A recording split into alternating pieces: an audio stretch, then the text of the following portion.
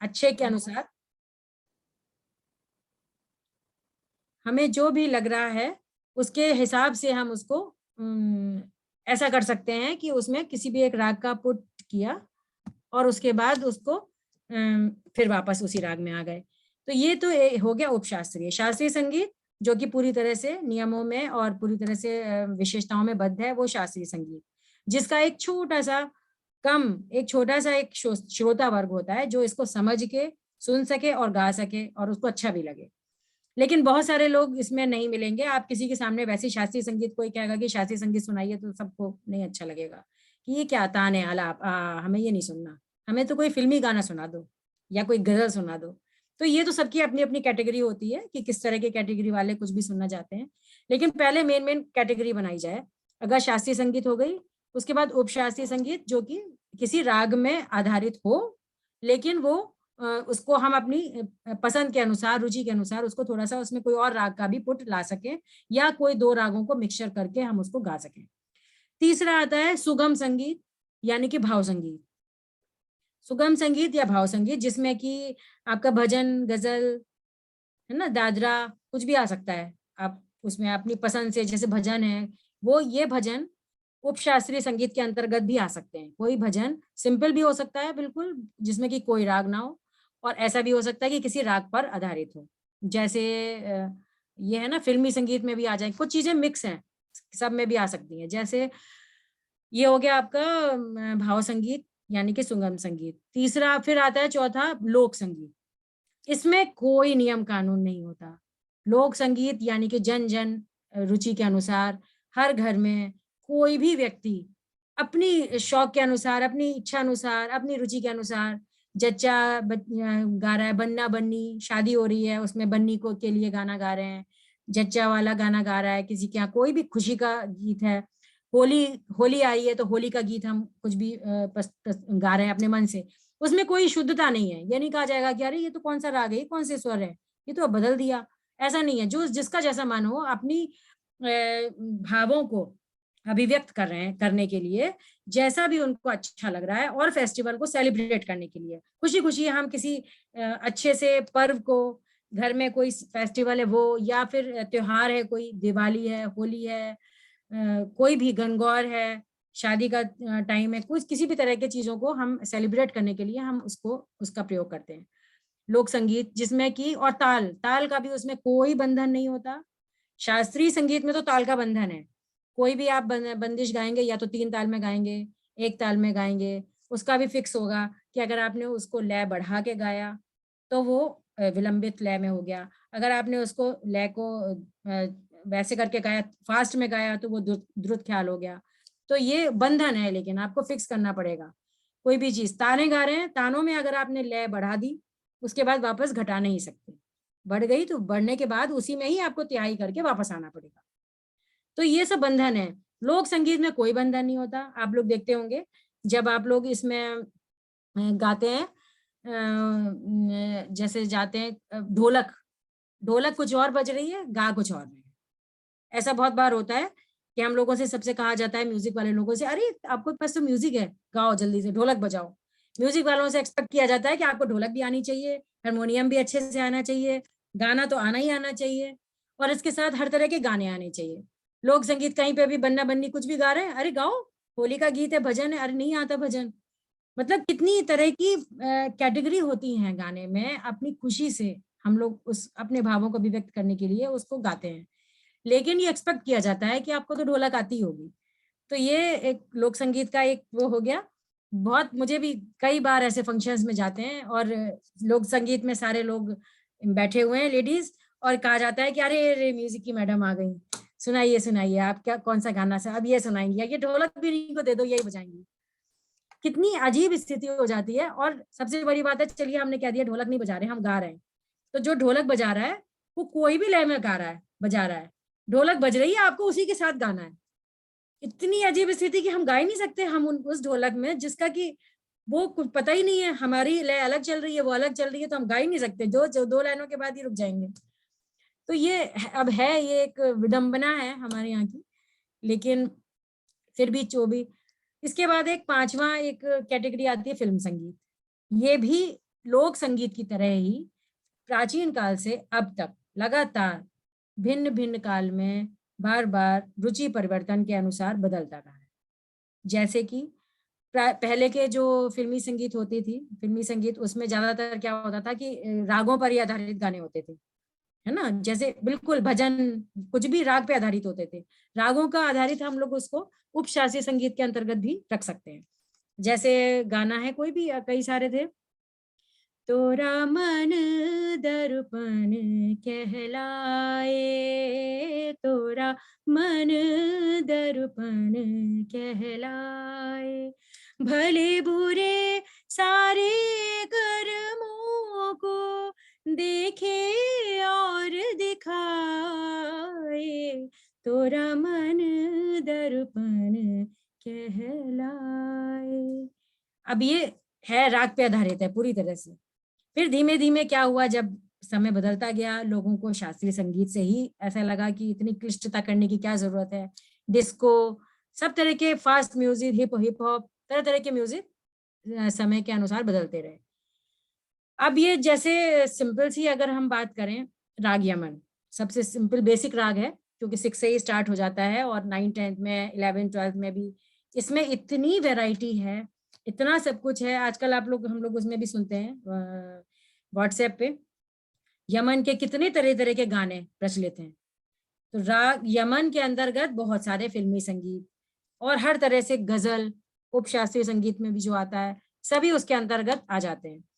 तो जैसे राग यमन है, अगर हम इसको सिर्फ बंदिशें गाएंगे तो बंदिशें आप लोगों को पता है, नी रे गा रे नी ध नी रे सा, अरे री आली पिया बिन सखी, कल ना परत मोहे घरे पल छिन छिन, एरी आली पिया बिन सखी, जब से पिया परदेस गवन कीनो, जब से पिया परदेस गवन कीनो, रतिया कटत मोरी तारे गिन गिन, एरी आली पिया बिन सखी, नाम गुम जाएगा, चेहरा ये बदल जाएगा, मेरी आवाज ही पहचान है, गर याद रहे, आज जाने की जिद ना करो, आज जाने की जिद ना करो, हाय मर जाएंगे हम तो मिट जाएंगे, ऐसी बातें किया ना करो, आज जाने की जिद ना करो। देखा आपने कितनी वैरायटी, गजल आ गई, गजल उपशास्त्रीय संगीत में आ गया, ठीक है। और उसके पहले आपका फिल्मी एक जो बंदिश है, बंदिश को हम सजा संवार के ताने और अलाप, बोल अलाप, बोल तानों के साथ उसको प्रस्तुत करते हैं शास्त्रीय संगीत के अंतर्गत। उपशास्त्रीय संगीत में जिसमें राग में थोड़ा सा रिलैक्स हो जाए और कुछ भी चेंज भी हो सके, ये उपशास्त्रीय संगीत में मुख्य रूप से आपका दादरा और ठुमरी, ठुमरी गायन मुख्य रूप से आ जाता है इसमें। किसी भी चीज को अगर आप ठुमरी के फॉर्म में गा रहे हैं तो उसमें 2-3 राग भी मिक्स हो जाते हैं। कभी कोई राग आपने सुंदरता के लिए लिया है, फिर वापस लिया है, फिर उसी राग पे पहुंच गए, ये हो गया उपशास्त्रीय संगीत। दूसरा तीसरा जो हमने आपको बताया था सुगम संगीत, इसमें भी दोनों कैटेगरी हो सकती है। सुगम संगीत एक तो सिंपल सा, बिल्कुल कोई भी आपने भजन कोई भी गाएंगे, जैसे कोई भी गाएंगे उस पे है, और एक उसमें ये भी हो सकता है कि हम किसी राग के अंतर्गत उसको उसमें करके करें। तो जैसे अभी 3 चीजें बताई, एक फिल्म संगीत, फिल्म में पहले जो होते थे ज्यादातर गानों में होते, अभी भी होते हैं उसी तरह के, राग यमन पे हैं, बहुत सारे गीत हैं, सबने आपने सुने होंगे, मैं को एकदम से तो याद भी नहीं आ रहा है। गजल में ही बहुत सारी हैं, जैसे एक ये आज जाने की जिद ना करो है, एक दूसरी गजल है, रंजिश ही सही दिल ही दुखाने के लिए आ, रंजिश ही सही दिल ही दुखाने के लिए आ फिर से मुझे छोड़ के जाने के लिए आ, रंजिश ही सही। वो एक गाना जब दीप जले आना।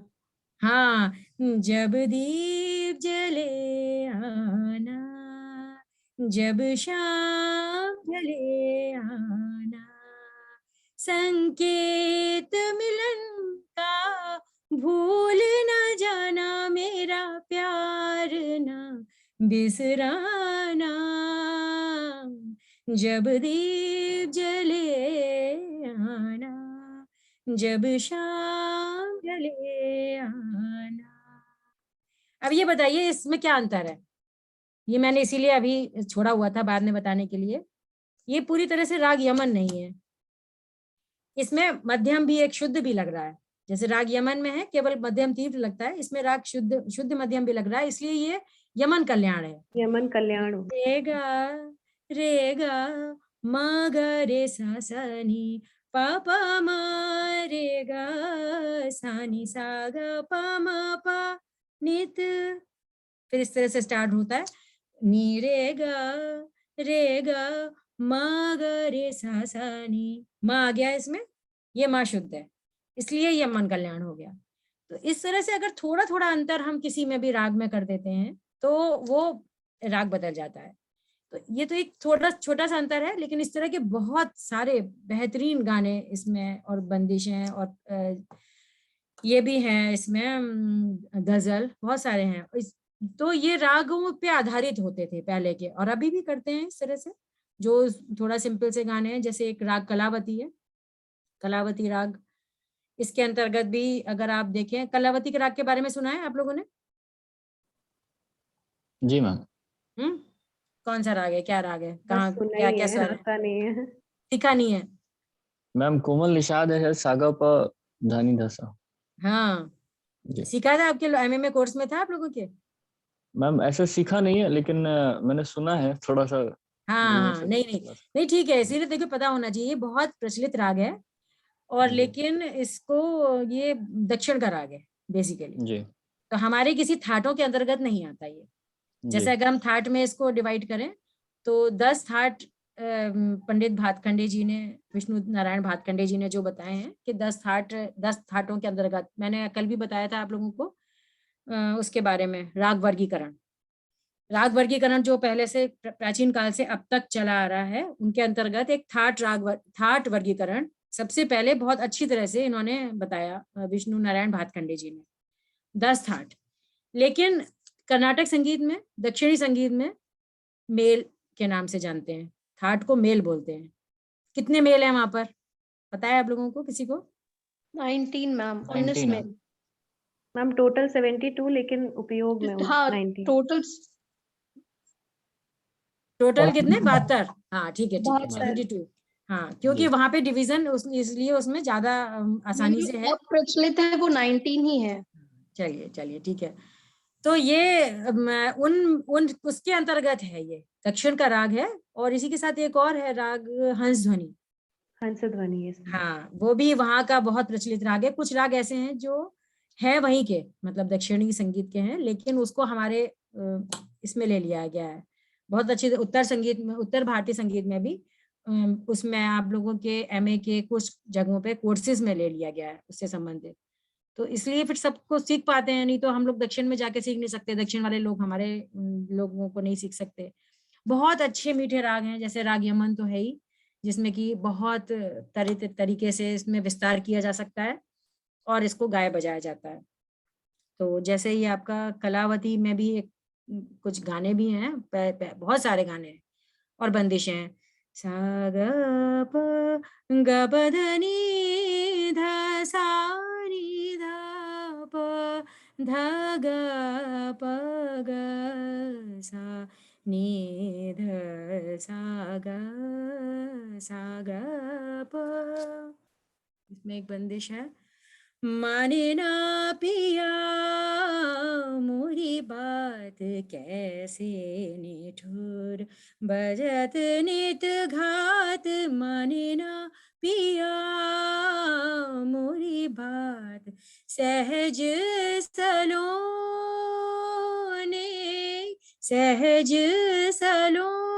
सुघर सयाने, एक मोरी बात न माने, कैसी तोरी जात, माने ना पिया मोरी बात। कोई सागर दिल को बहलाता नहीं, बेखुदी में भी कराराता नहीं। कोई सागर दिल को बहलाता नहीं। लग रहा है ना आप लोगों को? Yes same ma'am. उसी राग का गाना पता चल जाता है। वो तो अगर आप तुरंत बंदिश सुनेंगे आप तुरंत बता देंगे कि हाँ ये तो राग ये कलावती है। तो इस तरह से बहुत सारी राग और बंदिशें के साथ मतलब कुछ कॉमन इतने राग हैं। जैसे एक भैरव का मैंने आपको कल बताया ही था, भैरव का कल बताया था, सुना था किसी ने? क्या बताया था मैंने, बताइए। राग भैरव की एक बंदिश, जागो मोहन पारे प्यारे या मेहर की नजर, ये तो सबने सीखी होगी। इससे मिलता जुलता कोई राग आप लोगों को पता है फिल्मी संगीत में? फिल्म का कोई गाना कोई भी, या राग हिंडोल का बताइए। चलिए, हिंडोल सीखा है किसी ने आप लोगों में से? यस मैम, सीखा है। सीखा है? कौन सी बंदिश? मैम हिंडोल में वो सीखी है, बरन बरन के फूल फूले। अच्छा ठीक है, चलिए अब तो मैंने नाम बता दिया। वैसे मैं गाती तो पता थी, पूछती कि कौन सा राग है।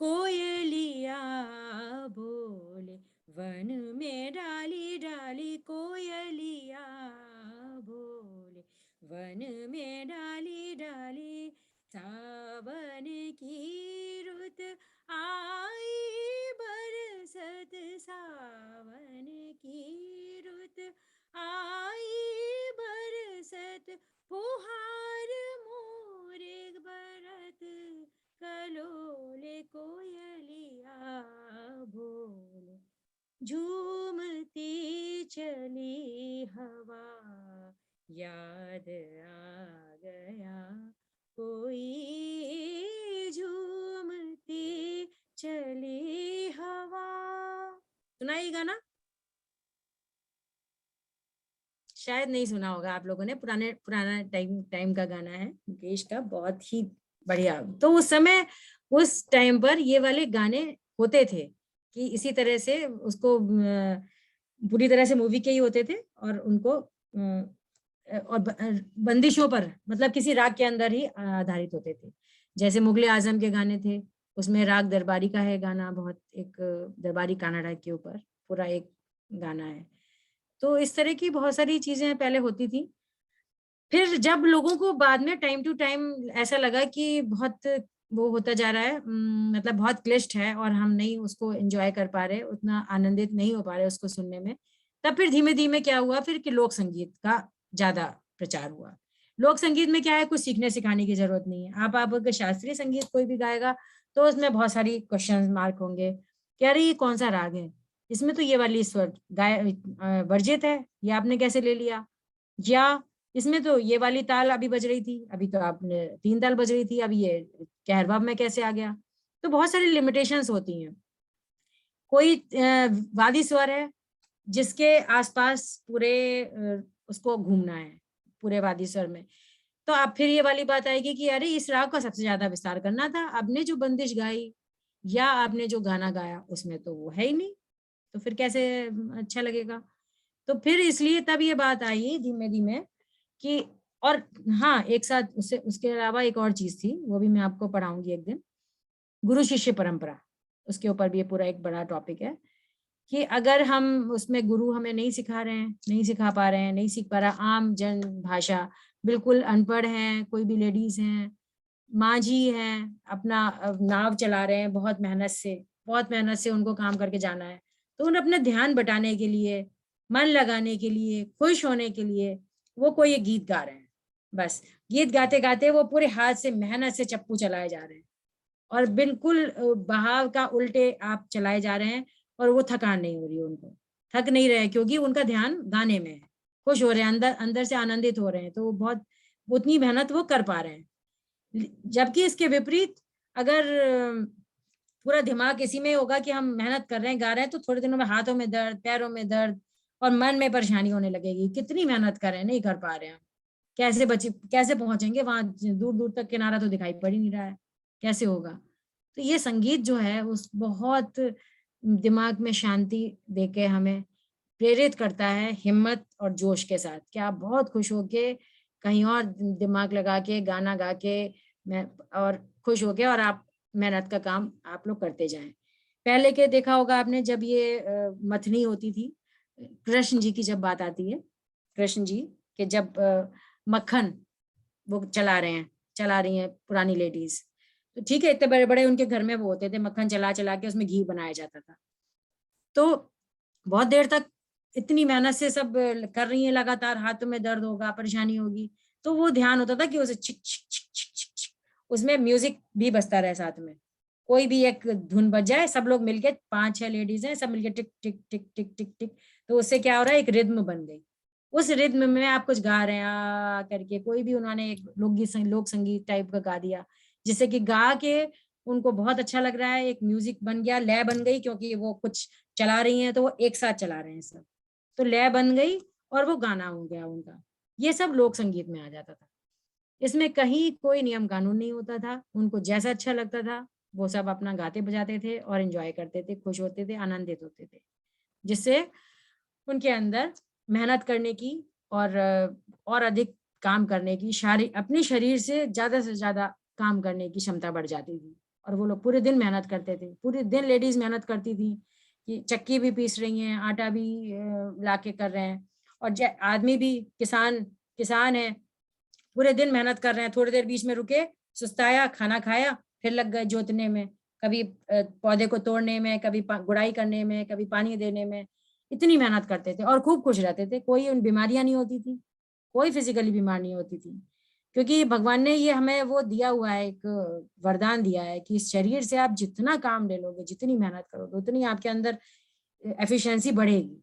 कभी ऐसा नहीं होगा कि आपने जो लोग ज्यादा मेहनत करते हैं वो थक गए, आप बुढ़ापे में बीमार हो गए, उल्टा होता है। जबकि अगर आप कुछ काम नहीं करेंगे, बिस्तर पर बैठे बैठे आपको खाना पीना मिल रहा है, नौकर चाकर सब दे रहे हैं, तो फिर थोड़े थोड़े दिनों में बीमारियां शुरू हो जाएंगी, मोटापा बढ़ जाएगा, मोटापे के बाद तनाव बढ़ जाएगा, और बहुत सारी तरह तरह की परेशानियां आ जाएंगी।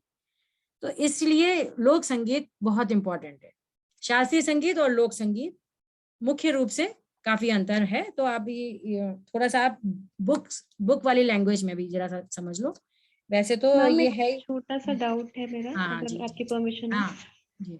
मैम जैसे आपने बताया कि सुगम संगीत को हम भाव संगीत भी बोलते हैं, तो मैम लेकिन जो भाव पक्ष का जो एलिमेंट है वो हमारा शास्त्रीय में भी आएगा, उपशास्त्रीय में भी आएगा और सुगम में भी आएगा, तो क्या मैम उसको ही सिर्फ नाम हम देंगे? लेकिन नहीं, बिल्कुल नहीं, बिल्कुल नहीं।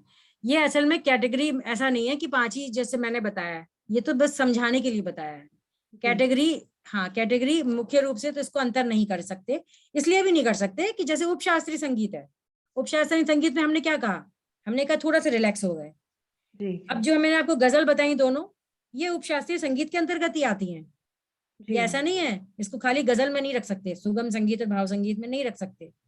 मतलब सिंपल गजल जो होती है वो रख सकते हैं, लेकिन अगर किसी राग पे आधारित है, उसको अच्छे से वो कर रहे हैं, तो ये उपशास्त्रीय संगीत में आता है।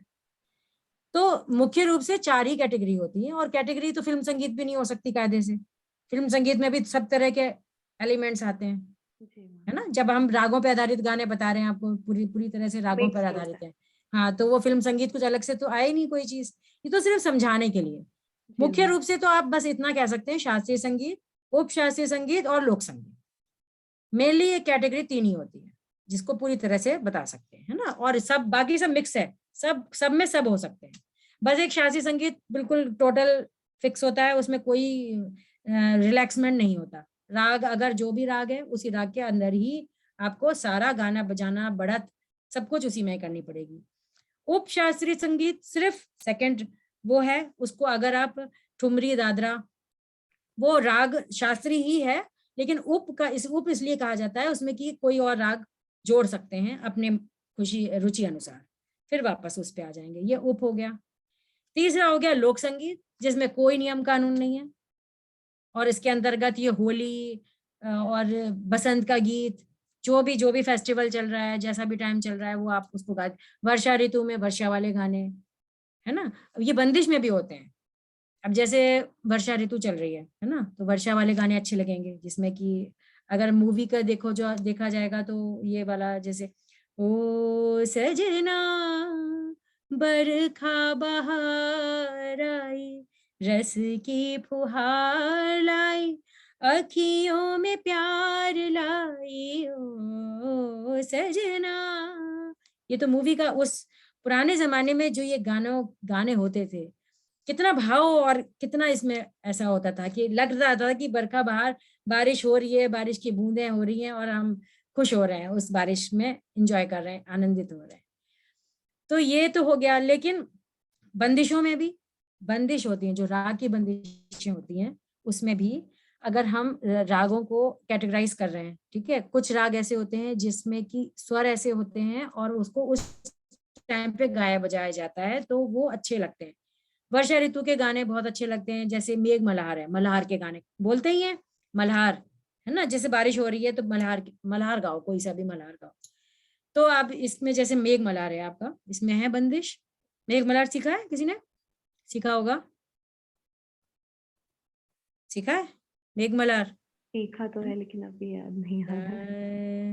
मरे परी पमा पमरे सा, मरे पमा बनी मा बनी, नहीं वो तो वो हो गया, सारंग हो गया। सारंग वाले गाने उसमें भी ज्यादातर वैसे ही होते हैं, नी धा नी सा, जो मदमाद सारंग वगैरह। लेकिन ये जो मेघ मल्हार है ना, इसकी जो एक बंदिश है, वो तो पूरी तरह से इसमें वर्षा ऋतु वाले ही गाने इसमें ज्यादातर होते हैं। घन घन न न न न न घोर घोर घोर घोर गरजत आए, घन घन न न न न घोर घोर, आई ऋतु बरखा भीजे सदा रंग, आई ऋतु बरखा। इसमें ज्यादातर जैसे आई ऋतु बरखा, घन घन न न न न न न घोर घोर। ये जो राग है, राग ही ऐसा है, इसका स्वरूप ही ऐसा है कि इसमें गमक बहुत ज्यादा, मर्दाना गीत भी राग बोलते हैं इसे, गमक का प्रयोग करते हैं। और वर्षा ऋतु वाले इसमें ज्यादातर गाने होते हैं। घोर घोर घोर घोर गरजत आए, घन घन न न न न न घोर घोर। तो ये बंदिशें भी उसी हिसाब से ही होती हैं कि अगर हम जिस उस राग में कौन से स्वर प्रयुक्त होते हैं और कौन से राग उसमें, मतलब कौन से समय गाया बजाया जाता है। तो वो राग ऐसे ही होते हैं कि ज्यादातर इनको ये कहा जाता है कि वर्षा ऋतु में आप कभी भी गा सकते हैं।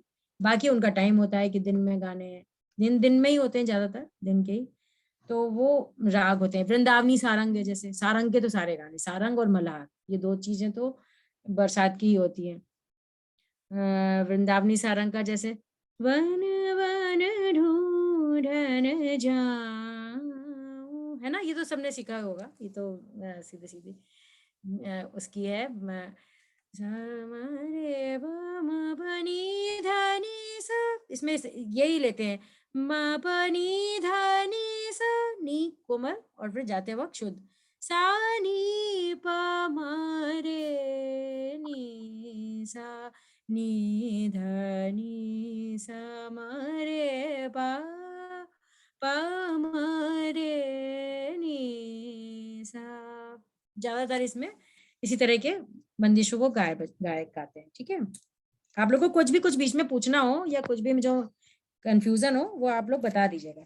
थोड़ा सा मैं इसमें बुकिश वाली भाषा भी आप लोग समझ लीजिए, क्योंकि बुक में थोड़ा सा उस फॉर्म में बताया जाता है कि अगर कुछ कैसे अंतर है, क्यों अंतर है। ठीक है, तो लोक संगीत और शास्त्रीय संगीत का इनका पारस्परिक संबंध। लोक संगीत शास्त्रीय संगीत का अविकसित रूप नहीं है और ना शास्त्रीय संगीत लोक संगीत का विकसित रूप है। ऐसा नहीं है कि आप ये कहेंगे कि भाई पहले शास्त्रीय संगीत आया इसके बाद ही लोक संगीत आया, क्योंकि ये दोनों ही चीजें परस्पर रूप से आपस में पूरी तरह से इंटर रिलेटेड हैं, दोनों मिले हुए हैं, मिक्स हैं। दोनों ही स्वरूप एक साथ अंकुरित और विकसित होते हैं और दोनों ही एक दूसरे से प्रेरणा भी प्राप्त करते रहते हैं। इन दोनों का आपस में एक दूसरे से संबंध भी है और एक दूसरे से जुड़ाव भी है। मोटे रूप में लोक संगीत संगीत का लोक पक्ष है और शास्त्रीय संगीत उसका वह पक्ष है जो व्यक्ति विशेष की प्रतिभा के अनुसार विशिष्ट शास्त्र में बंध गया है।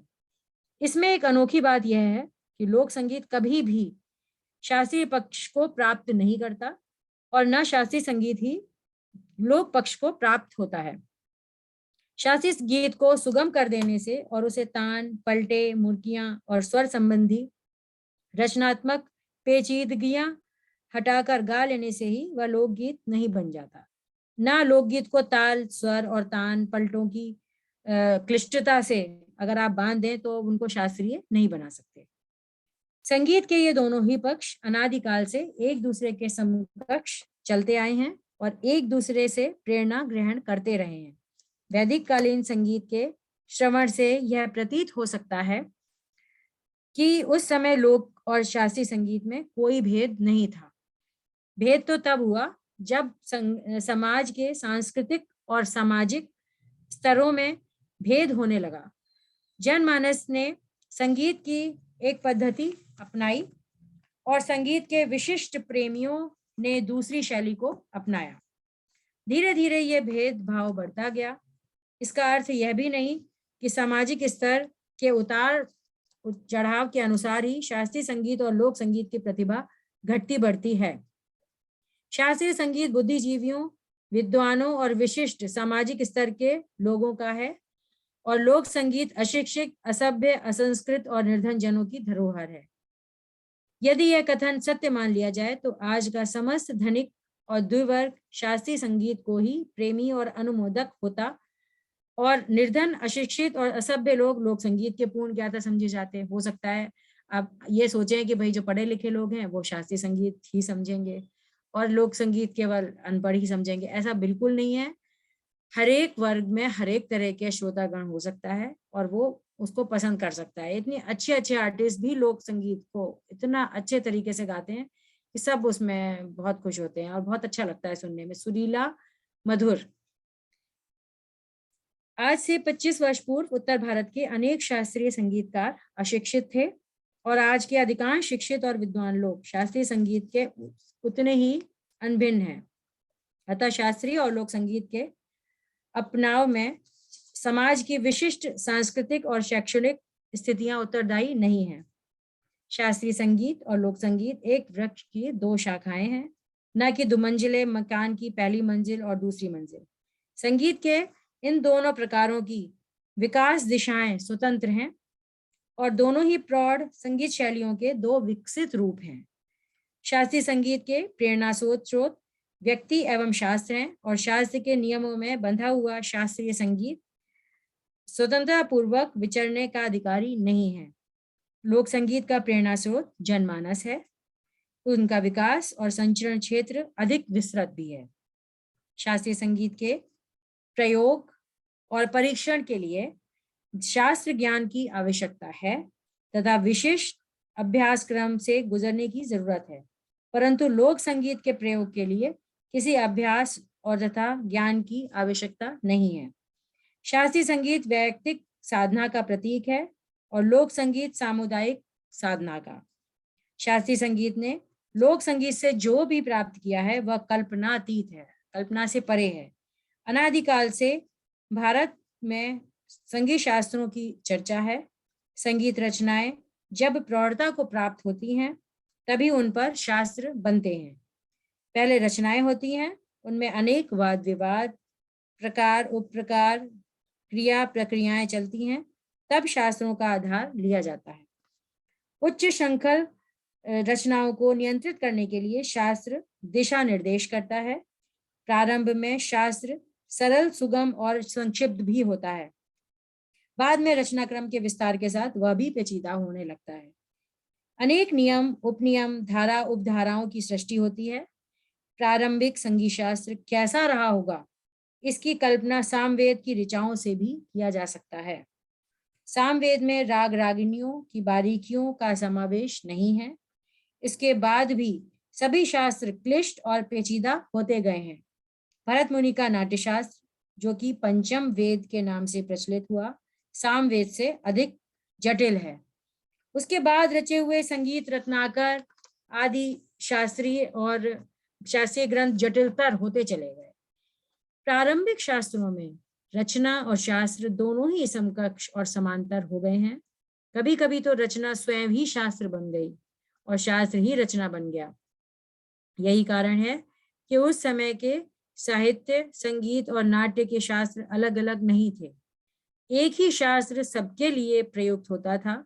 उनके अलग अलग अस्तित्व की कल्पना कठिन थी, परंतु शनैः शनैः उनका यह सामंजस्य कम होता गया और संगीत का अपना अलग शास्त्र अस्तित्व में आया। उसके लोक और शास्त्रीय पक्ष अलग हो गए। ऐसी स्थिति में शास्त्रीय संगीत को अपने मूल प्रेरणा स्रोत लोक संगीत से बहुत कुछ सीखना था। पहले जब उन दोनों का संयुक्त अस्तित्व था, तब उनके राग स्वभावतः रचयिता के भावों अनुभवों के साथ घुले मिले थे। अगर शास्त्रीय संगीत और लोक संगीत को दोनों को मिला के देखा जाए तो उसमें बहुत सारी समानता इसलिए है क्योंकि हर काल में दोनों तरह के संगीत बराबर तरीके से प्रचलित होते रहे हैं। वे उत्सव, समारोह, हर्ष और उल्लास के समय सामूहिक रूप से भी गाए जाते थे। जैसे लोक संगीत जो मैंने बताया ना, किसी भी हर्ष के टाइम पे वो उसको आराम से गाया बजाया जाता था। धार्मिक पर्वों, पूजाओं और यज्ञों में विशिष्ट सिद्धांत के अनुसार ध्वनि और श्वास प्रश्वास के उतार चढ़ाव के साथ जो गीत गाए बजाए जाते थे, वे विशेष प्रकार के गीत थे। उनकी गान विधि विशिष्ट नियमों में बंधी थी। संगीत में ये ही दो प्रारंभिक भेद थे। प्रथम शैली के संगीत में स्वतंत्र और सामूहिक अभिव्यक्ति के रूप में मानव की उन्मुक्त भावनाएं स्वरों और शब्दों के रूप में गूंथकर मुखरित हुई थी। उस समय ये दोनों ही पक्ष स्पष्ट थे, जिनमें कि से बाद में ऐसा लगता है देखने में कि एक तो लोक संगीत के रूप में और दूसरा शास्त्रीय संगीत के रूप में विकसित हुआ। मुख्य रूप से जैसे अभी बात हुई थी कि मेनली तो दो ही तरह के कैटेगरी होती है, शास्त्रीय और लोक, जिसमें एक में नियमों में बद्ध है और एक में नहीं है। उपशास्त्रीय को तो हमने इसलिए बोला कि अब उसको हम अपने रुचि के अनुसार उसमें एक राग या दो रागों का मिक्स कर सकते हैं और उसको वापस उसी राग पर फिर आ सकते हैं, तो इसलिए उपशास्त्रीय के नाम से कर दिया। लेकिन मुख्य रूप से तो दो ही हुए, एक लोक और एक शास्त्रीय। शास्त्रीय में शास्त्र पक्ष फिक्स है, विशेषता उनकी पूरी तरह से बंधी हुई है कि इसी के अंतर्गत ही गाना है। लोक संगीत में कोई भी विशेषता, कोई भी नियम, कोई भी कानून किसी तरह का नहीं है। ये क्रम बहुत सालों तक चलता गया। शास्त्रीय संगीत का शास्त्र पक्ष संगीत के विकास और प्रचलन के साथ प्रबल होता चला गया और लोक संगीत से उसे शाश्वत प्रेरणा भी मिलती चली गई, क्योंकि ऐसा भी हुआ कि एक ही टाइम पे शास्त्रीय संगीत भी चल रहा है और लोक संगीत भी चल रहा है, तो दोनों एक दूसरे से प्रेरित होते रहे। देखो, बिना किसी रागों को जाने भी वो इतना बढ़िया लोक संगीत अपने अपने ब्रज प्रांत के ब्रज वाले गीत, ब्रज प्रांत में राजस्थान में राजस्थानी लोकगीत, सब जगह के अपने अपने लोक नृत्य, लोक गीत पूरी तरह से प्रचलित हैं। तो ये कितनी अच्छी बात है कि एक रागों का एक अलग वो चल रही थी कैटेगरी, जिसमें कि राग थे और उन रागों के नियम थे कि ये इस राग का वादी स्वर है, ये इस थाट के अंतर्गत आता है।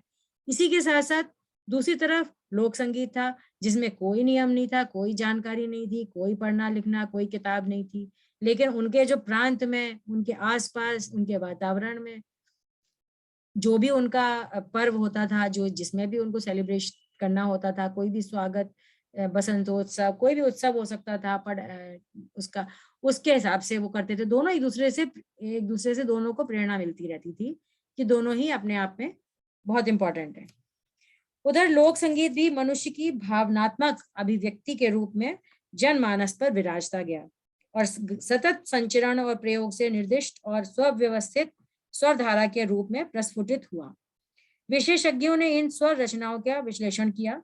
अनेक गीतों के परीक्षण से उन्हें स्वाभाविक स्वर रचनाओं के ऐसे अनेक सार्थक चयनों का पता चला जो विशिष्ट भावनात्मक स्थितियों में मनुष्य की विशिष्ट सांस्कृतिक पृष्ठभूमि के आधार पर जुड़ते रहे हैं। उन्हें विशिष्ट रागों की संज्ञा दी गई और यह निश्चित किया गया कि अमुक अमुक स्वरों के चयन से एक विशेष प्रकार की धुन का जन्म होता है। इन्हीं धुनों का नामकरण किया गया और उनका एक विशिष्ट शास्त्र धीरे धीरे विकसित हुआ। इन धुनों के विश्लेषण पंडितों ने अपने अपने ढंग से किया। कई निष्कर्ष निकले, कुछ निश्चित परिणामों पर पहुंचे तथा राग रागनियों का नामकरण हुआ। उसके बाद अनेक विद्वानों ने स्वतंत्र परीक्षण के व प्रयोग भी किए और नवीन राग रागनियों की सृष्टि भी की। जब हमने कल आपको बताया था उस दिन राग वर्गीकरण में एक टाइम का राग वर्गीकरण इस तरह से भी आता है कि विभिन्न प्रकार की राग रागनियां, 6 राग और उनकी 6 रागनियां, 36। तो वो कैटेगरी किस तरह से की गई कि एक राग है और उसकी 6 रागनी है, उसमें थोड़ा थोड़ा अंतर है, थोड़ा थोड़ा भाव का अंतर है, जिसकी वजह से उनको नाम अलग अलग दिए गए, रागनियों के नाम अलग अलग दिए गए। तो ये एक कैटेगरी थी, एक वर्गीकरण था जो भिन्न भिन्न टाइम पर भिन्न भिन्न कालों में परिवर्तित होता रहा है। उसके बाद अनेक विद्वानों ने कई तरह के ये प्रयोग किए। लोकगीतों के स्वर चयन में शास्त्रोक्त राग निर्धारण ना पहले ही कभी था ना आज है। उनमें केवल रागों का आभास मात्र रहता है, लगता है कि ये राग है, ये है, लेकिन वो पूरी तरह से नहीं होता है। उसी आभास के आधार पर शास्त्रीय संगीत का विस्तार पक्ष सक्रिय होता है। मूल स्वर चयन को स्वर विस्तार के समय वादी, संवादी, विवादी, आरोही, अवरोही आदि के कड़े नियमों में बांधकर शास्त्रकारों ने उन्हें विशिष्ट दिशा दी और उन्हें रागों के घेरे में बांध दिया। इस तरह अनेक लोक गीतों के परीक्षण से यह भली भांति ज्ञात होता है कि उनकी स्वर रचनाओं में स्वर चयन किसी रागात्मक और भावात्मक वृत्ति के आधार पर ही होता है और उनका बीज रूप निश्चय ही शास्त्रीय संगीत, शास्त्रीय रागों में निहित है। यह आवश्यक नहीं है कि प्रत्येक लोकगीत का स्वर चयन एक ही राग का द्योतक हो। रचयिताओं की मानसिक अवस्था के अनुसार अनेक रागों के आभास भी उनमें परिलक्षित होते हैं, जो कि आज भी विशेषज्ञों के अध्ययन के लिए बहुत ही दिलचस्प विषय बने हुए हैं कि कैसे इन्होंने एक इस राग में गाया, जबकि उनको रागों के बारे में पता ही नहीं है। इन सब परिणामों से यह निष्कर्ष तो निकलता ही है कि शास्त्रीय संगीत के मूल रागों की जननी लोक संगीत ही है। लोक संगीत में ही जब गाया गया किसी टाइम पर कोई चीज बहुत अच्छी लगी, वर्षा ऋतु में वर्षा के गाने, वर्षा से संबंधित गाने, सुबह के टाइम वैसे वाले शांति वाले गाने जिसमें कि हम किसी को कह रहे हैं कि अब बहुत देर हो गई है, सुबह हो चुकी है, अब आप उठ सकते हैं, उठना चाहिए, अब बहुत देर हो गई है, क्योंकि हमारी संस्कृति में कहा ही है कि सुबह के टाइम सूरज की किरणों से पहले उठ जाना है और सुबह के काम शुरू कर देने हैं हम लोगों को। तो ये उस समय, अब आज के ज़माने में तो बिल्कुल सब लेट होता चला गया है, रात में देर तक पढ़ना है, कोई भी काम करना है और सुबह आराम से सोना है। तो ये जो हमारे रागों का स्वर समय विभाजन हुआ था उनके स्वरों के हिसाब से, वो भी इसी आधार पर हुआ था कि उनके उसमें जो स्वर प्रयुक्त होते हैं वो किस टाइम पर अच्छे लगते हैं। तो जैसे राग भैरव है, सुबह के गाने उसमें होते हैं, जागो मोहन प्यारे, है ना, प्रात समय उठ, भानु उदय हुआ, सूरज उग गया है, अब आप सुबह सब लोग उठो। तो उस तरह के गाने ही अच्छे लगते हैं, इसलिए उसी तरह के टाइम उसमें किया जाता है। तो इसलिए जननी तो वही है लोक संगीत में, जब सब कहा गया ऐसे ही कुछ भी, फिर उसी में से चूज किया गया कि इसमें ये स्वर अच्छे लग रहे हैं, इस टाइम पे ये अच्छे लगते हैं, तो उन स्वरों को एक नियमों में बांध दिया कि इसमें इस स्वर का ज्यादा प्रयोग करेंगे, इसका कम करेंगे, इसको छोड़ देंगे और इस तरह से इतने स्वर लेंगे। तो ये पूरी तरह से राग बन गया एक राग। अब वो मेन बेसिक राग, उससे कई सारे उसके अंग को, उसके विशेष अंग हमने एक लिया जिससे कि पता चलता है कि ये राग है, उस विशेष अंग को किसी भी और स्वरों में लगा दिया आपने और उस अंग को वही रखा, तो फिर वो दूसरा राग बन गया, जो कि हमने बताया था कि ये वर्गीकरण में ये भातखंडे जी के 10 थाट थे।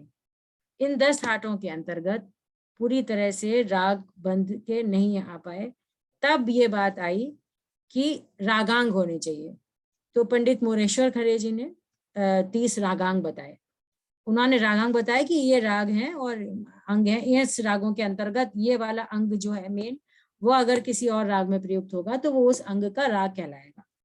जैसे मालकोंस है, मालकोंस का कौंस अंग, कौंस अंग का चंद्रकोंस, कौंसी कानड़ा, ये सब कई सारे राग उसमें कौन सा अंग आएगा तो वो राग बन गया, लेकिन उसमें उसके अलग अपने नियम अलग हैं, भिन्न है।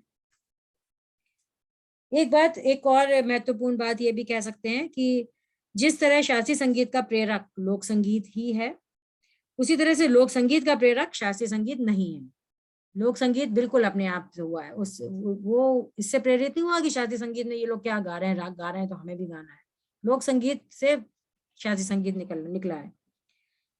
शास्त्रीय संगीत यदि लोक संगीत की ओर अभिमुख होता है तो उसकी लोकप्रियता बढ़ती है, उसका भाव पक्ष सजीव और रसमय बनता है, परंतु यदि लोक संगीत शास्त्रीय संगीत की ओर झुकता है तो शास्त्र के बोझ से वह अपने गुणों को खो बैठता है। यह स्थिति तब आती है जब शास्त्रीय संगीतकार लोकगीतों का प्रयोग करने लगता है और शास्त्रीय शैली में गाकर उनका स्वरूप बदल देता है।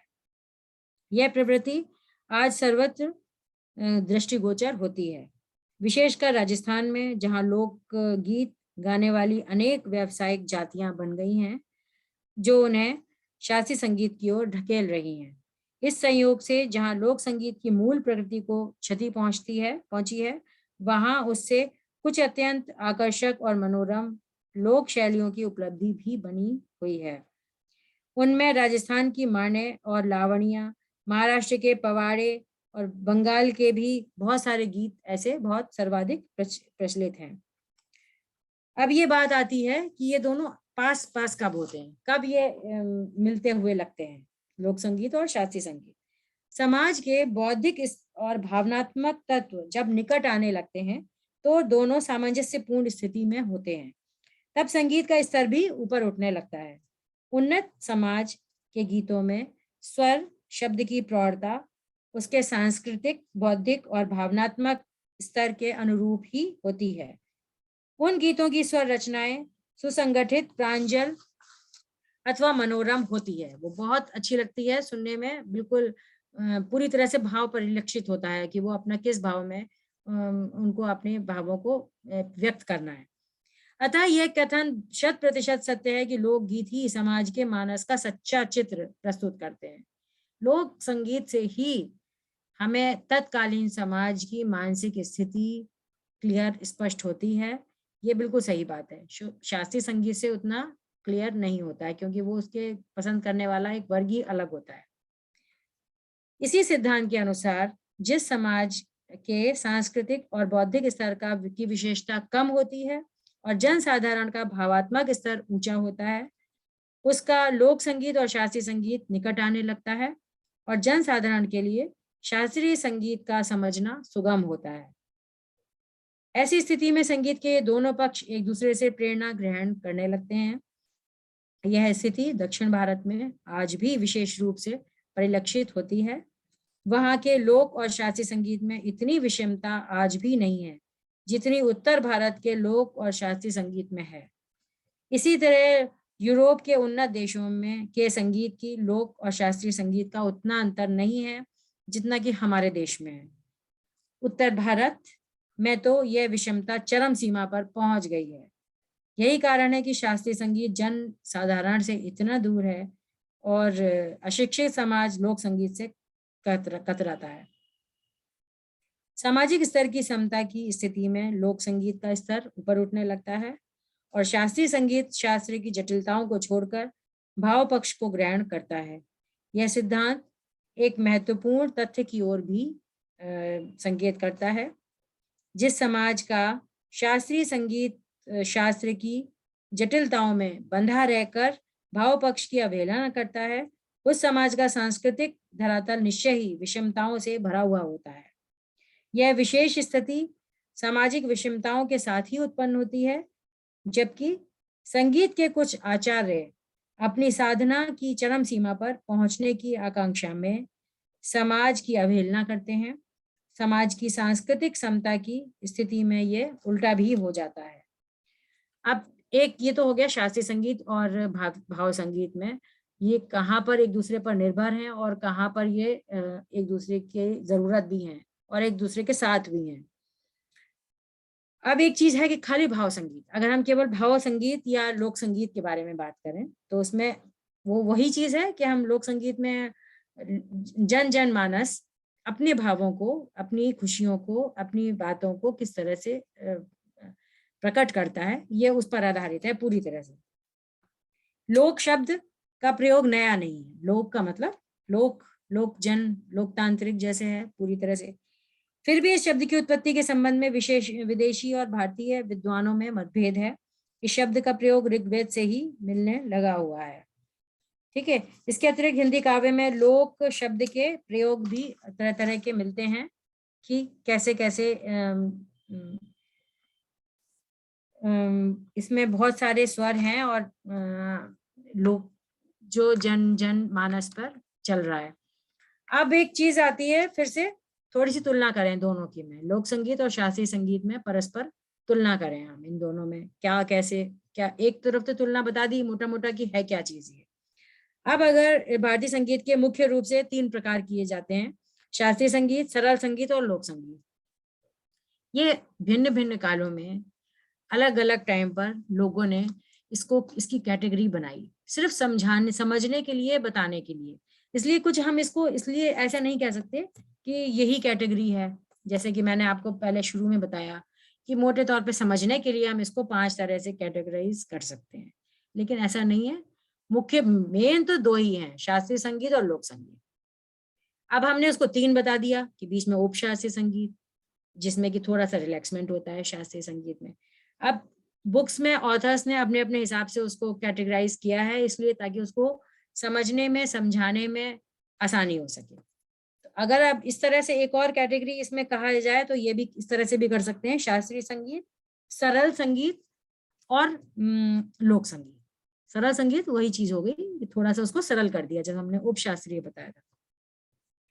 शास्त्रीय संगीत अथवा पक्का गाना वह है जो शास्त्रीय नियमों के अंतर्गत प्रचलित है। इसमें ध्रुपद, ख्याल, टप्पा, ठुमरी, दादरा शैलियां आती हैं, जो मैंने अभी आपको सब तरह से बताया। अधिक प्रचार में होने के कारण ख्याल तो शास्त्रीय संगीत के पर्यायवाची रूप में दिखाई पड़ता ही है। भजन, गीत, गजल आदि कुछ शैलियों को हम सरल संगीत में कर सकते हैं। सरल संगीत यानी कि भाव संगीत यानी कि सुगम संगीत, जो हमने एक कैटेगरी बताई थी भाव संगीत या सुगम संगीत, उसको सरल संगीत बोला है। किसी भी तरह से हम उसको समझा सकते हैं कि ये परस्पर क्या क्या अंतर है इन संगीत में। तो सरल संगीत की शैलियों में कुछ तो शास्त्राधार प्राप्त है, कुछ को नहीं। किंतु लोक संगीत तो शास्त्र के बंधनों से सर्वथा मुक्त है, उसके साथ कोई भी बंधन किसी तरह का नहीं है। भावों की सरलतम और मधुरतम अभिव्यक्ति ही लोक संगीत का प्रयोजन है।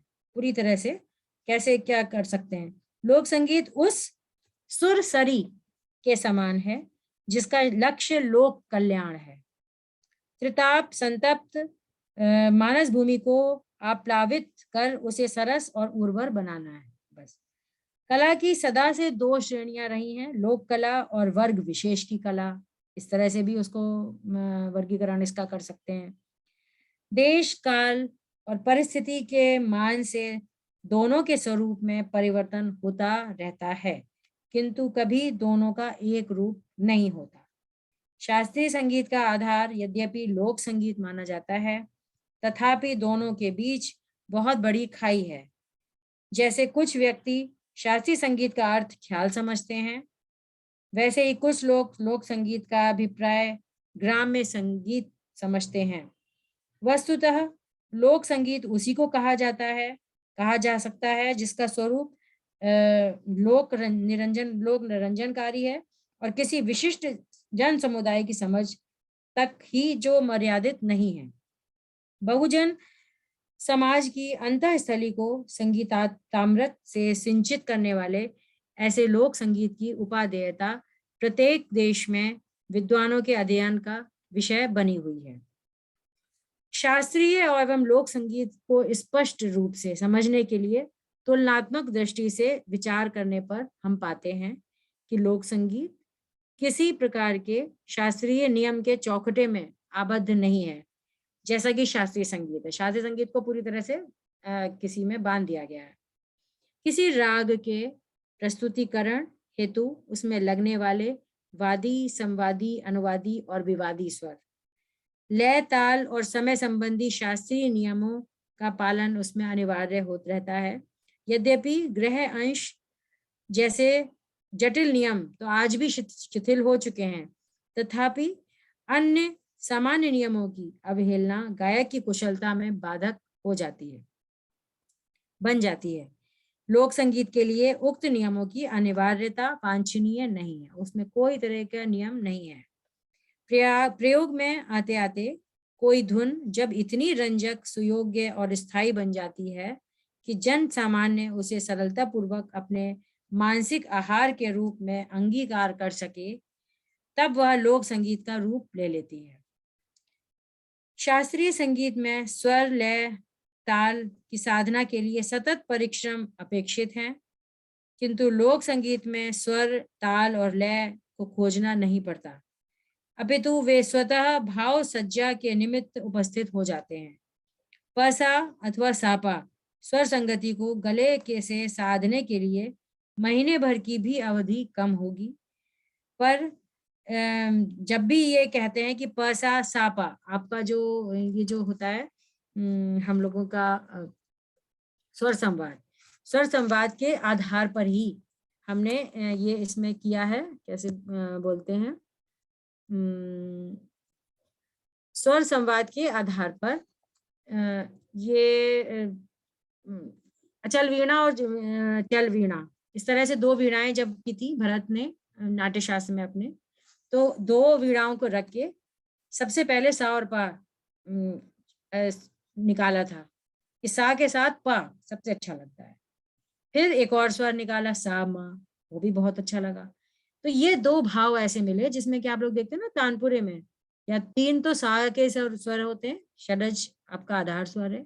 इसके बाद इसके अलावा एक और तार होता है, पहला तार, जिसमें कि जिसको पंचम या मध्यम से मिलाया जाता है। अगर उस राग में पंचम प्रयुक्त हो रहा है तो पंचम, अगर पंचम उसमें वर्जित है तो मध्यम, अगर शुद्ध मध्यम भी वर्जित है तब फिर बात आती है कि निषाद में मिलाइए इसमें ग या नी में, क्योंकि उससे उस राग में जो भी प्रोमिनेंट स्वर है उसको आप मिला के उसमें गाएंगे, बजाएंगे। तो जब ये सा म और सा पा इन दो भाव बहुत अच्छे लगे, तो इसी के आधार पर यह देखा गया कि सा और मा में कितनी दूरी है और सा और पा में कितनी दूरी है। फिर जब सा और पा का अच्छा लगा तो माँ के ऊपर, माँ को अगर हमने सा मान लिया तो फिर आगे जब आगे दूसरा देखा तो आगे वाला एक स्वर निकला, तो सापा, रेधा, गनी, मासा ये सेम है, इनमें अंतराल जो है दोनों के दो स्वरों के बीच में वो सेम है। तो इस संवाद के आधार पर स्वरों को निकाला गया कि कौन कौन से स्वर दो आपस में अच्छे लग रहे हैं। तो पसा और सापा ये तो हो गया आपका।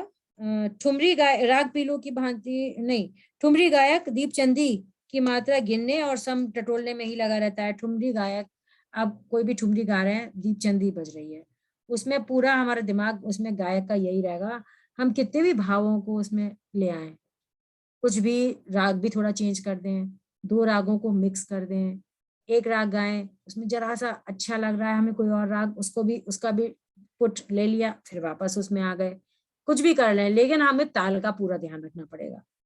दीपचंदी चल रही है, उसके तालों का पूरा ध्यान रखना पड़ेगा कि अगर उसमें ताल है तो उसका मुखड़ा एक मात्रा का करना है, दो मात्रा का करना है, चार मात्रा का करना है, लेकिन सम पर आना चाहिए।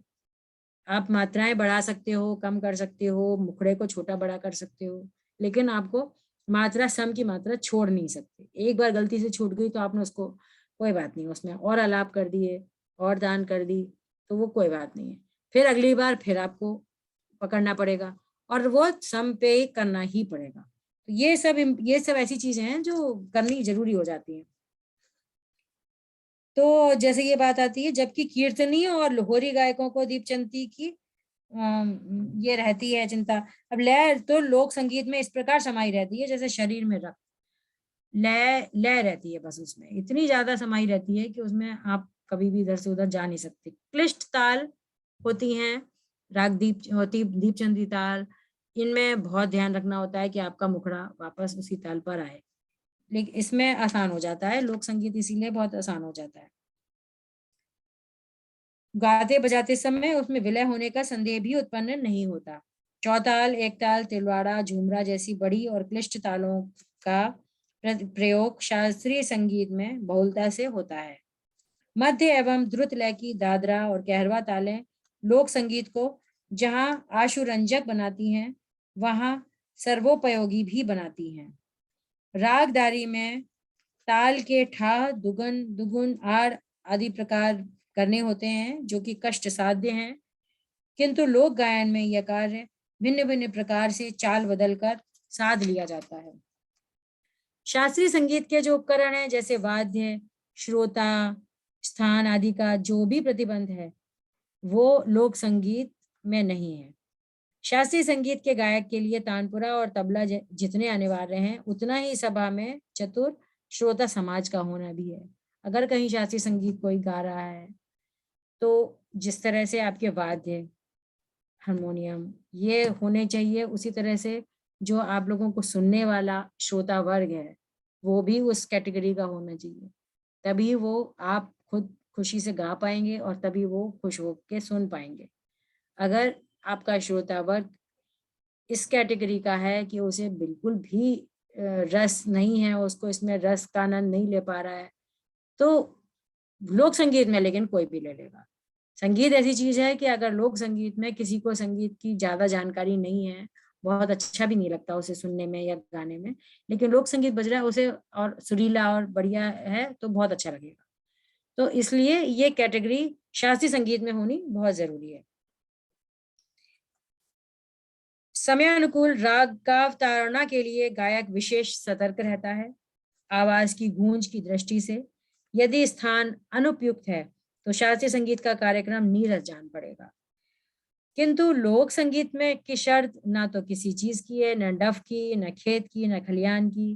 किसी भी समय, किसी भी स्थान पर, किसी भी अनजाने को वह खूब खुश आनंदित करने के लिए एज इट इज हमेशा के लिए तैयार रहता है, तत्पर रहता है। साहित्यिक दृष्टि से लोक संगीत का क्षेत्र शास्त्रीय संगीत से कहीं अधिक व्यापक है।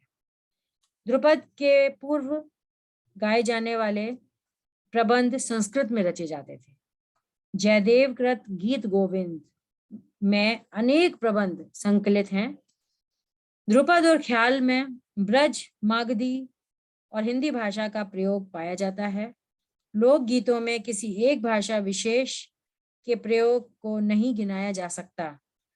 प्रांत की जनपदीय भाषाओं से लोक गीतों का कलेवर भी बना रहता है। भाषा की सीमा के कारण शास्त्रीय संगीत का क्षेत्र स्वभावतः उतना विस्तीर्ण नहीं हो सकता जितना कि लोक संगीत का।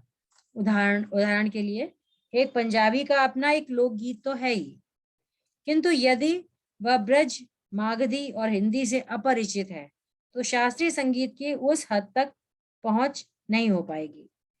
स्वरों की भांति शब्द भी लोक गीतों में इतना सामान्य, परिमार्जित, श्रुति मधुर और मार्मिक स्वरूप ले लेते हैं कि कृत्रिमता तो उनमें नाम को भी नहीं मिलती।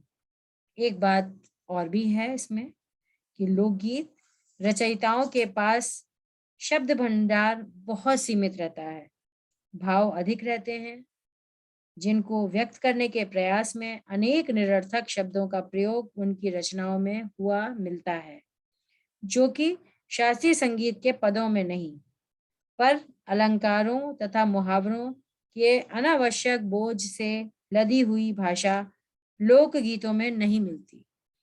पिंगल शास्त्र की दृष्टि से जितने विविध छंदों का प्रयोग लोकगीतों में मिलता है, शास्त्रीय संगीत में नहीं। इसी प्रकार लोकगीतों की कतिपय अपनी सार्वभौम विशेषताएं हैं, जैसे पुनरावृत्ति, प्रश्नोत्तर प्रणाली, टेक आदि, जिनसे गीत को कंठस्थ करने में, भावाभिव्यंजना में और गीत के विस्तार में भी सुविधा होती है। ईश स्तुति, आत्म प्रवंचना, प्रकृति वर्णन, मान गर्विता, नायिकाओं की उक्तियां, फाग आदि कुछ ही ऐसे विषय हैं जो शास्त्रीय संगीत में प्रयुक्त होते हैं। इनके विपरीत जनजीवन के अनेक पहलू लोकगीतों के विषय हैं। इसे हम ये भी कह सकते हैं कि लोकगीतों में लोक जीवन की अनंतता के दर्शन भी इसमें होते हैं। उल्लेखनीय है कि लोकगीतों में तत्कालीन सभ्यता एवं संस्कृति का प्रभाव जैसे साहित्य की दृष्टि से परिलक्षित होता है, वैसे ही संगीत की दृष्टि से भी, अर्थात उसकी ध्वनि या स्वर योजना पर भी। पंजाब का शौर्य तथा अक्खड़पन भांगड़ा नृत्य में साफ दिखाई पड़ता है। जैसे मैंने अभी आपको बताया कि लोक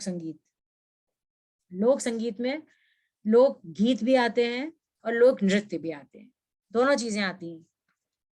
लोकगीत यानी कि सिर्फ आपने स्वर और ताल, कुछ भी स्वर और लय, सॉरी ताल नहीं, स्वर और लय के साथ आपने अपने भावों को अभिव्यक्त कर दिया, तो ये लोकगीत हो गया, जो विभिन्न प्रांतों में अलग अलग गीत प्रचलित हैं। इसी जैसी चीज होती है लोक नृत्य, इसी तरह का। तो इसी तरह से सारे प्रांतों में अलग अलग तरह के लोक नृत्य भी प्रचलित हैं। जैसे पंजाब में भांगड़ा, गिद्धा, गुजराती में गिद्धा, तो ये कथक शैली क्लासिकल में आ जाती है। ब्रज में होली के गानों पे गीत करना, भरतनाट्यम साउथ का। तो ये विभिन्न प्रांतों में अलग अलग लोक नृत्य प्रचलित हैं, जो वहां पर पूरी तरह से उसको पूरी उसकी ड्रेसअप में, उसको किस भगवान को उसमें याद करके उसको उसमें डांस करना है, भरतनाट्यम करना है, तो किस तरह से शिव के भाव भंगिमा को ग्रहण करते हुए उसी तरह की ड्रेस में और अपने भावों को भी शिव के द्वारा, शिव के माध्यम से उस टाइप के करके अपने भावों को अभिव्यक्त करना, तो नृत्य के द्वारा भी करते हैं। लोकगीत और लोक नृत्य ये सब लोक संगीत के अंतर्गत आता है। इसी तरह से शास्त्रीय संगीत में गाने का एक डांस, कथक, भरतनाट्यम में ये भी शास्त्रीय में आता है। कई तरह के गीत हैं, जैसे शास्त्र में होता है, हमने उपशास्त्रीय बताया, शास्त्र बताया। ये एक जो होता है कि लोक संगीत, ऐसे ही जो बन्ना बन्नी गा रहे हैं, होली का गीत गा रहे हैं, उसमें तो बस खाली आपके लोक संगीत में अपने हिसाब से होता है, उसमें कोई नियम कानून नहीं होता, किसी भी तरह से लोग अपने हिसाब से गा बजा सकते हैं। जबकि अगर स्पेशली क्लासिकल टच होगा तो उसमें वहाँ की वेशभूषा, वहाँ के भाव, वहाँ के शब्द और वहाँ का म्यूजिक, उसको पूरी तरह से उसी के अंतर्गत ही गाना बजाना पड़ेगा, तभी लगेगा। ऐसा नहीं कर सकते कि हम भरतनाट्यम कह दें किसी से कि भरतनाट्यम करो, तो हमको खाली एक्शंस पता है कि ऐसे ऐसे करना है और हमने कर दिया, ये नहीं, क्योंकि वो क्लासिकल है वहाँ का। और क्लासिकल का मतलब ये है कि जो वहाँ का नियमों के आधार पर जो वहाँ का नृत्य होगा, उसी में ही उसको प्रस्तुत करना पड़ेगा। यहाँ का क्लासिकल शास्त्रीय नृत्य कथक में आप लोग जो भी करेंगे,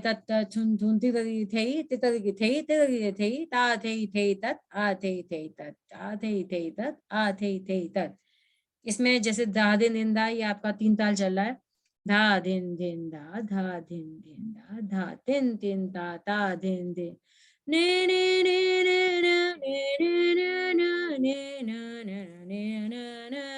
ने ने, ये आपके साथ ये जो बजती जाएगी है 3 ताल के अंतर्गत ही। एक आपका म्यूजिक बजेगा, संगत होगी, हारमोनियम बजेगा, उसके लय पर आपके पैर को उसमें थिरकते हैं, 1 2 3 4, 1 2 3 4, उसको दुगुन करना है, तिगुन करना है, चौगुन करना है, आड़ करनी है, किस तरह के भावों के साथ हाथों के एक्शन को दिखाना है, पैरों के एक्शन को दिखाना है, ये सब शास्त्री के अंतर्गत आता है। इसमें उसी पलटों, कायदों को, उसी तरह के टुकड़ों को लिया जाता है जिससे हम अपने पैरों, हाथों और चेहरे के भावों के द्वारा उसको पूरी तरह से अभिव्यक्त कर सकें। आप किसी भी टॉपिक पे डांस करना है, उसमें कि हम मनुहार कर रहे हैं, राधा कृष्ण की छेड़छाड़ चल रही है, हम उससे मनुहार कर रही है कि राधा की बांसुरी बजा दो, वो बांसुरी कह रहा है कि नहीं हम नहीं बजाएंगे, वो उनसे प्यार से कह रही है कि हम आपको ये सब चीजें देंगे, आप प्लीज करो, उसको बजाओ, वो झूमती हुई उनकी बांसुरी पर आ रही है कहीं पे भी। तो ये सब संगीत में और डांस कर रही हैं, ख्वाब विभोर होके डांस कर रही हैं। और तो उसी जो नृत्य है आपका, उस नृत्य नाटिका में भावों के द्वारा और थोड़े से पैरों के और उसके सबके माध्यम से अपने भावों को स्पष्ट करना है। ये सब अलग अलग जगहों के अलग अलग हैं, मतलब अलग अलग गिद्धा पंजाब का ये सब अलग है। तो ये जो मैं बता रही थी डॉक्टर चिंतामणि उपाध्याय के शब्दों में, लोक गीतों में मानव हृदय के भाव लोक जीवन के सामान्य धरातल पर उतरकर आशा निराशा, आकर्षण विकर्षण, हर्ष विमर्श, प्रणय और कलह आदि के रूप में व्यक्त हुए हैं।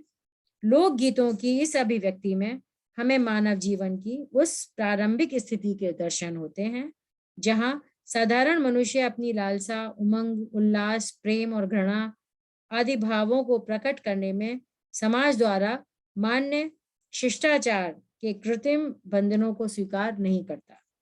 स्वच्छंद भावना और उसकी स्वच्छंद अभिव्यक्ति लोक गीतों का प्रथम लक्षण है। लोक गीत के उलट चाल चलने की और टेक उठाने की क्रिया बहुत मनोरंजक होती है, जुगलबंदी भी रहती है और गायन का चरमोत्कर्ष करने का अपना एक विशेष ढंग होता है।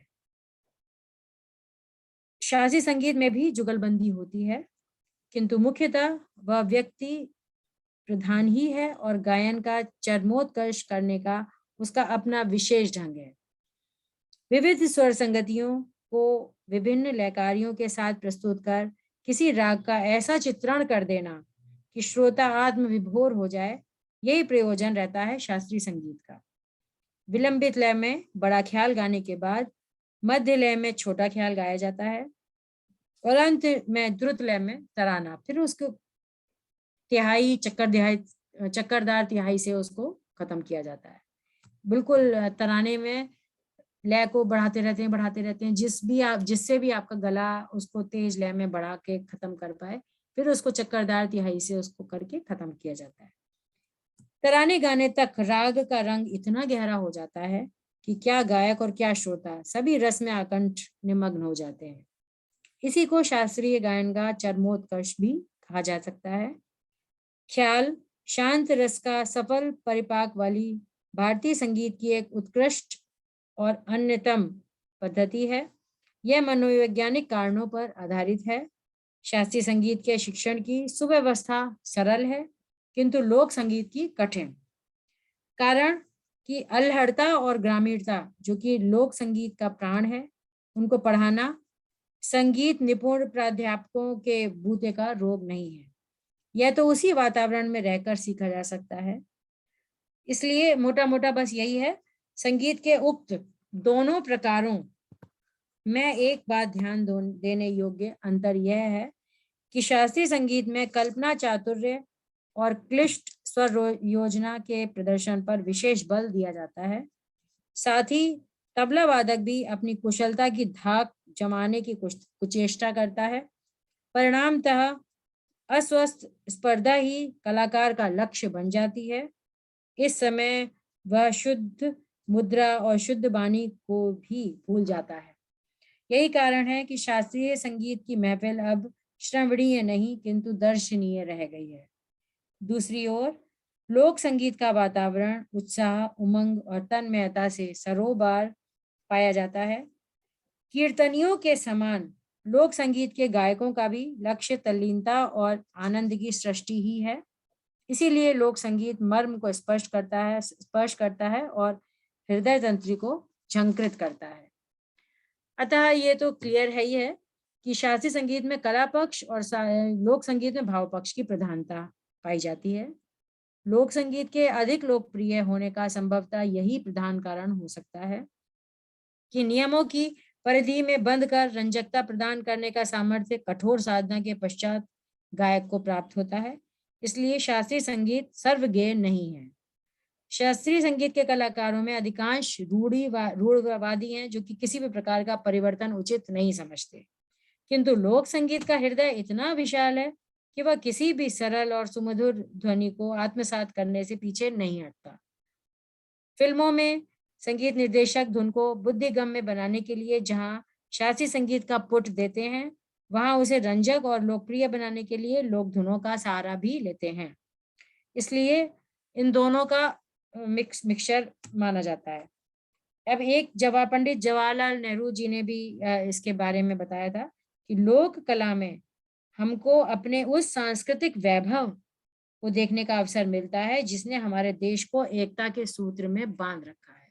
ये बात बिल्कुल सही है, क्योंकि तभी हमें पता चलता है। देश की एकता की हम बात करते हैं और हम उसको उसके माध्यम से 26 जनवरी 15 अगस्त जब आता है, या ये गांधी जयंती का अवसर आता है 2 अक्टूबर, इसमें जब हम गाते हैं वैष्णव जन तो तेरे कहिए जे पीर पराए जाने रे, वैष्णव जन तो इस तरह के जब गीत आते हैं या हम गाते हैं, सुनते हैं, तो स्वतः ही एक देश प्रेम की भावना या हमें समाज में एक दूसरे को मानव विकास कल्याण की भावना अपने आप से जागृत होती है कि हमें उन सभी साथियों का, मानव मात्र का, उनका ध्यान रखना है, उनके लिए हमें प्रयास करने हैं कि हम मानव मात्र का कल्याण के लिए अग्रसर हों।